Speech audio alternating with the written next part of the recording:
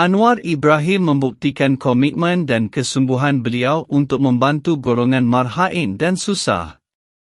Selepas 3 hari beliau mengangkat sumpah dan kabinet pun belum dilantik, beliau telah memanggil mesyuarat bersama pegawai-pegawai jabatan yang berkenaan. Perdana Menteri memberi tempoh 2 minggu kepada Ahli Majlis Tindakan Sara Hidup Negara tahun 2022 untuk menganalisis kesan subsidi bersasar berbanding dasar subsidi menyeluruh pada masa ini.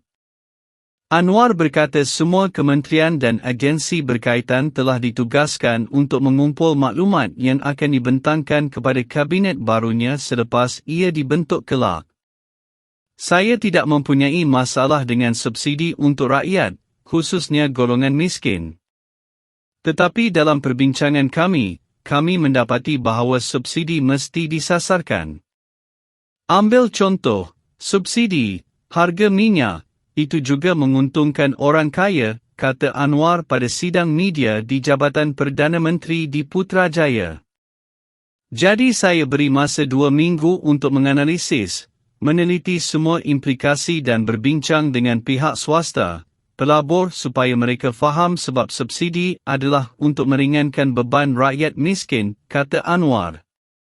Pada masa yang sama, Anwar membayangkan akan ada insentif lain yang diperkenalkan untuk perniagaan dan industri sebagai tukaran untuk sebarang penghapusan subsidi.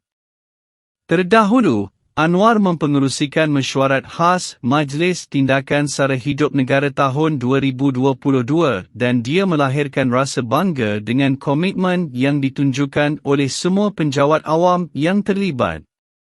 Dia berkata walaupun diadakan pada hari Ahad, mesyuarat itu perlu dibuat untuk lebih memahami isu-isu berkaitan kos sara hidup yang menjadi keutamaan pentadbirannya.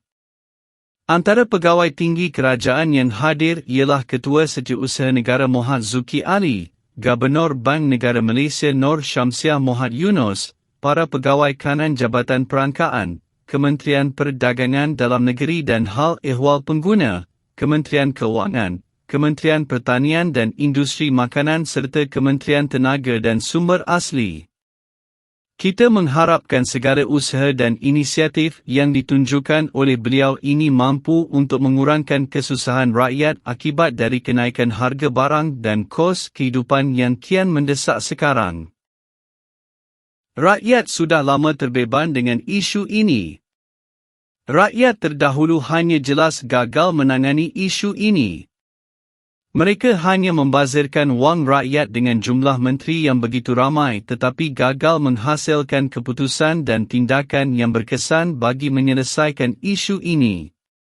Kabinet bersaiz XXXL tetapi tidak berfungsi dan seolah-olah seperti pasu bunga dalam kabinet dan parlimen, mulut penuh dengan sagun, perut buncit kekenyangan tetapi rakyat menderita kelaparan.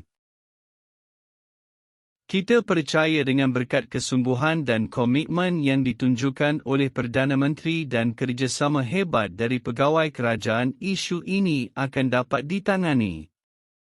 Yang penting kita sebagai rakyat mesti memberikan sokongan sepenuhnya kepada kerajaan bagi meringankan beban rakyat yang gagal dibela oleh kerajaan terdahulu.